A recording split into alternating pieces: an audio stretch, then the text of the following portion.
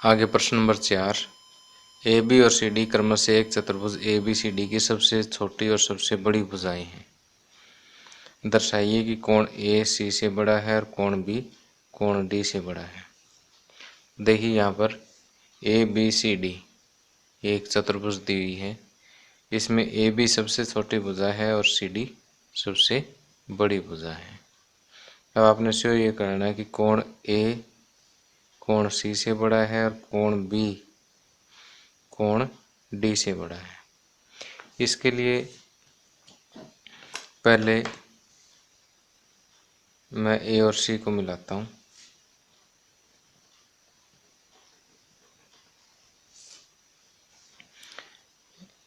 अब यहाँ पर देखो ए बी सबसे छोटी है, इसका मतलब बी सी से भी छोटी होगी।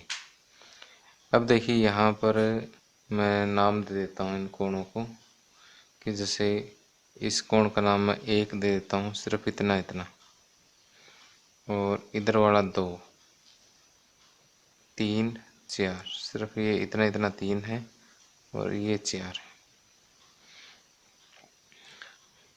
तो अब यहाँ देखिए कि त्रिभुज ए बी सी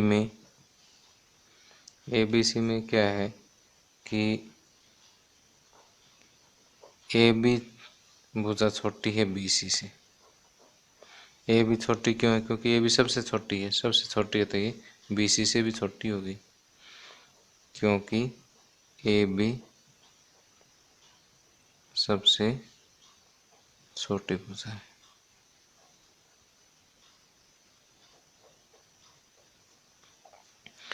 जब ए बी छोटी है तो ए का सम्मुख कोण यानी कोण 3 भी क्या होगा? छोटा होगा, और कोण 1 बड़ा है। ओके, अब इसे मैं समीकरण 1 का नाम दे देता हूँ। इसका कारण देना चाहो तो बड़े कोण की सम्मुख भुजा लंबी होती है, बड़े कोण की सम्मुख भुजा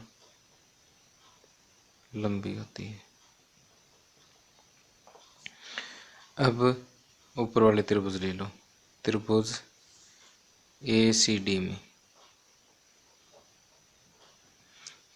में क्या है कि अब देखो सी डी सबसे लंबी भुजा है, तो ए डी तो सी डी से छोटी होगी। ए डी छोटा है सी डी से। जब ए डी सी डी से छोटी है तो ए डी के सामने वाला कोण, कोण नंबर 4, सी डी के सामने वाला कोण, कोण नंबर 2 से छोटा होगा। इसका कारण सेम यही लिख देना आप। अब 1 व 2 को जोड़ने पर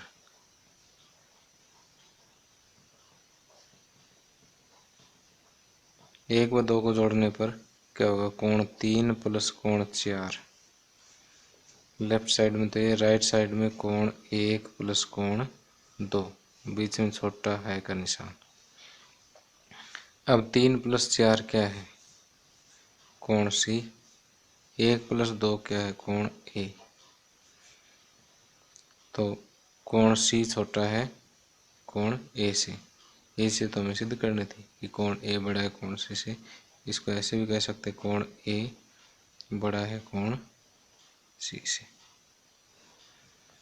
तो एक पार्ट तो इसका सिद्ध हो जाता है। दूसरे पार्ट को सिद्ध करने के लिए वही वाला मेथड अप्लाई करेंगे, लेकिन इस बार त्रिभुज हम इस तरह से बनाएंगे।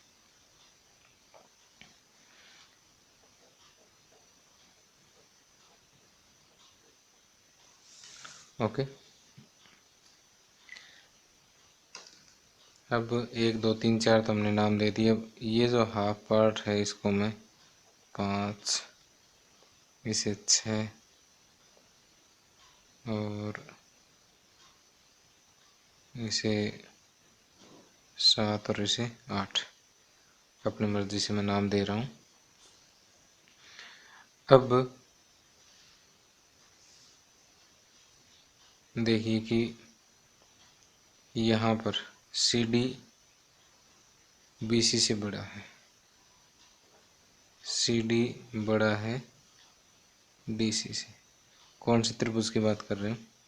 त्रिभुज बी सी डी, त्रिभुज बी सी डी में सी डी बड़ा है तो सी डी के सामने वाला कोण, कोण 5 बड़ा होगा, सी डी बड़ा है बी सी से, सॉरी यहाँ बी सी आएगा। अब त्रिभुज बी सी डी में सी डी बड़ा है बी सी से, तो सी डी के सामने वाला कोण 5 बड़ा होगा बी सी के सामने वाला कोण 7 से। और दूसरी त्रिभुज में, त्रिभुज ए बी डी में, त्रिभुज ए बी डी में, ए बी डी में ए डी बड़ा है ए बी से, क्योंकि ए बी सबसे छोटी भुजा है। तो जब ए डी बड़ी है तो ए डी के सामने वाला कोण यानी कोण नंबर 6 ए बी से बड़ी है तो ए बी के सामने वाला 8, तो कोण 6 बड़ा है कोण 8 से। अब इसे मैंने समीकरण 3 और इसे समीकरण 4 का नाम दिया, और जहाँ पर भी कोण वाला कारण देना तो ये वाला कारण रिपीट करो, बड़े कोण की सम्मुख भुजा, बड़े कोण की सम्मुख भुजा लंबी होती है, ये आप लिख लेना। तो अब 3 व 4 को जोड़ने पर, 3 व 4 को जोड़ने पर क्या होगा, कोण 5 प्लस कोण 6, और राइट साइड में कोण 7 प्लस कोण 8, और बीच में बड़ा है का निशान है। 5 प्लस 6 हो गया कोण बी, और 7 प्लस 8 होगा कोण डी। इस तरह से कोण बी जो है कोण डी से बड़ा है, हेंस प्रूव्ड। तो आपने इस तरह से इनके डायगोनल्स को मिला करके दो त्रिभुजें बनानी है। कि पहले ए बी सी त्रिभुज से एक इक्वेशन आ जाएगी, इससे दूसरी त्रिभुज से दूसरी आ जाएगी, दोनों को जोड़ोगे तो एक पार्ट प्रूव हो जाएगा। और इसी तरह से यहाँ से ये डायगोनल मिलाओगे तो फिर 2 त्रिभुजें हो जाएगी। तो बड़ी भुजा का सम्मुख कोण बड़ा और छोटी भुजा का सम्मुख कोण छोटा होता है। तो वही कंसेप्ट यूज करके हम दूसरा पार्ट भी आसानी से प्रूव कर सकते हैं। तब आप इस वीडियो को पॉज करके नोट कर सकते हैं।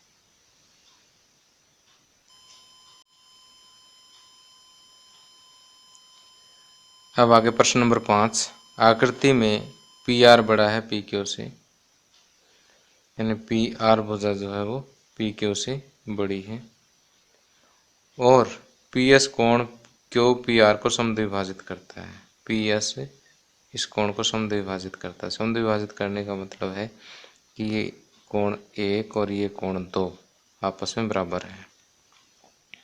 सिद्ध कीजिए कि कोण पी एस आर बड़ा है कोण पी एस क्यू से। पी एस आर यानी ये वाला कोण इस कोण से बड़ा है, ये चीज़ आपको सिद्ध करनी है। अब देखिए कि यहाँ पर आपको दिया क्या है,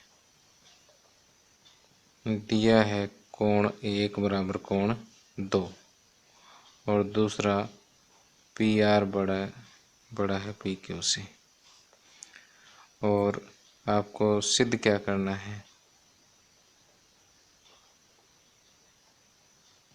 सिद्ध करना है कि ये वाला कोण यानी पी एस आर, कोण पी एस आर बड़ा है इस कोण से यानी पी एस क्यू से।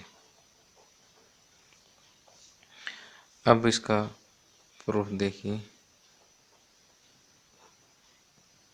कि क्योंकि पी आर पी क्यू से बड़ी भुजा है तो पी आर के सामने वाला कोण, कोण क्यू बड़ा है कोण आर से, कोण क्यू कोण आर से बड़ा है। अब क्योंकि लंबी भुजा का सम्मुख कोण बड़ा होता है, लंबी भुजा का सम्मुख कोण बड़ा होता है। अब यहाँ पर मैं क्या करता हूँ कि कोण क्यू में कोण 1 प्लस कर देता हूँ और कोण आर में भी कोण 1 प्लस कर देता हूँ। दोनों तरफ 1 प्लस किया, कोई फर्क नहीं पड़ेगा बीच वाले निशान पर। ग्रेटर देन है तो ग्रेटर देन ही रहेगा। इसका मतलब कोण क्यू प्लस कोण 1 ग्रेटर देन कोण आर प्लस कोण 1 किसके बराबर दिया हुआ है, कोण 2 के बराबर। यहाँ कारण दे देंगे क्योंकि कोण 1 बराबर कोण 2 दिया है।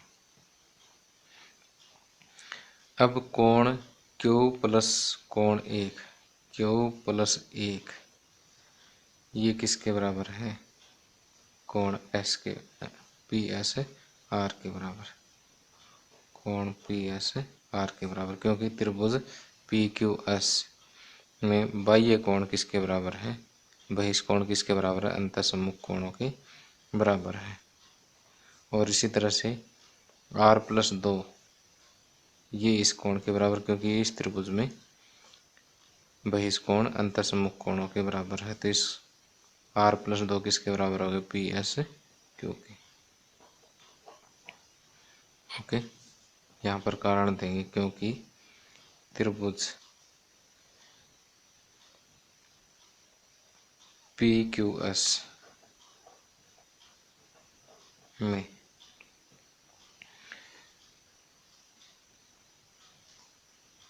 पी एस आर बराबर कोण क्यू प्लस कोण 1 बहिष्कोण बराबर अंतःसम्मुख कोण, बहिष्कोण बराबर अंतःसम्मुख कोणों का योग। इसी तरह त्रिभुज पी आर एस में कोण पी एस क्यू बराबर कोण आर प्लस कोण 2। ये रीज़न आपको देना पड़ेगा। तो इस तरह से आप ये चीज़ प्रूव कर सकते हैं। देखिए बिल्कुल 4 लाइन का क्वेश्चन है कि इसमें ये भुजा बड़ी है तो ये कोण बड़ा, ये छोटी है तो ये कोण छोटा। दोनों में पहले 1 प्लस कर दो, फिर 1 बराबर 2 कर दो, फिर अंतःसम्मुख कोण जो है वो बहिष्कोण के बराबर होता है। ठीक है, तो आप इस वीडियो को पॉज करके नोट कर सकते हैं। आगे प्रश्न नंबर 6, दर्शाइए कि एक रेखाखंड पर एक दिए हुए बिंदु से जो उस रेखा पर स्थित नहीं है, जितने रेखाखंड खींचे जा सकते हैं उनमें लंब रेखाखंड सबसे छोटा होता है। तो मान लीजिए कि L हमारे पास एक रेखा है और P एक ऐसा बिंदु है जो इस रेखा पर स्थित नहीं है। तो अब P से एक तो हम M पर लंब डालते हैं, बाकी ये अन्य कोई रेखाखंड है जो बिंदु N पर मिलता है। ये N बिंदु कहीं भी हो सकता है यहाँ, तो M को छोड़ के अब हमें श्योर ये करना है कि PM जो है वो सबसे छोटा है, यानी PM जो है वो PN से छोटा है। तो यहाँ पर आपको सिद्ध ये करना है कि पहले आपको दिया है L एक रेखा है, P M जो है वो L पर समकोण है, तो N L पर कोई एक बिंदु है एम के अलावा। तो अब हमें शो ये करना है, सिद्ध करना है, सिद्ध करना कि पी एम पी एन से छोटा है। तो यहाँ देखिए कि त्रिभुज, प्रूफ देखिए इसका कि त्रिभुज पी एम एन में कोण P प्लस कोण M प्लस कोण N, ये किसके बराबर होगा? 180 डिग्री के बराबर। लेकिन कोण M किसके बराबर है? 90 डिग्री के बराबर।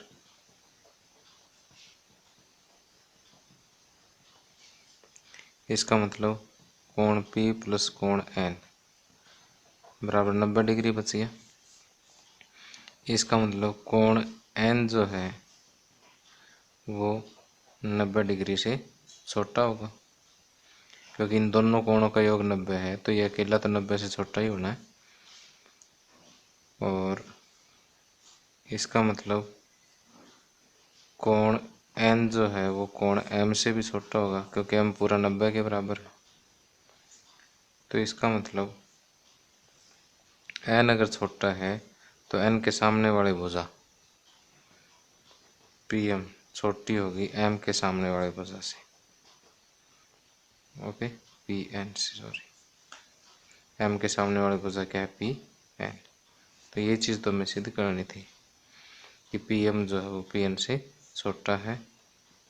अतः एक रेखाखंड पर एक दिए हुए बिंदु से जितने रेखाखंड खींचे जा सकते हैं उनमें से लंब रेखाखंड सबसे छोटा होता है। अतः एक रेखाखंड पर एक दिए हुए बिंदु से जो उस रेखाखंड पर स्थित नहीं है, जितने रेखाखंड खींचे जा सकते हैं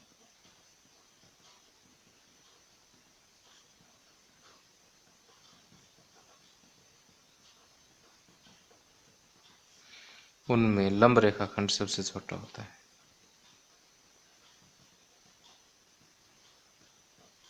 उनमें लंब रेखाखंड सबसे छोटा होता है।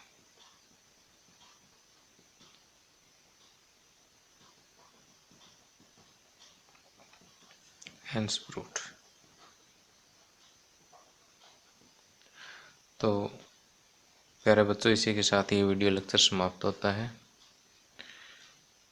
इस लेक्चर को सबसे ज़्यादा शेयर करें ताकि आपके दोस्तों तक ये पहुंच सके। Thank you, have a nice day.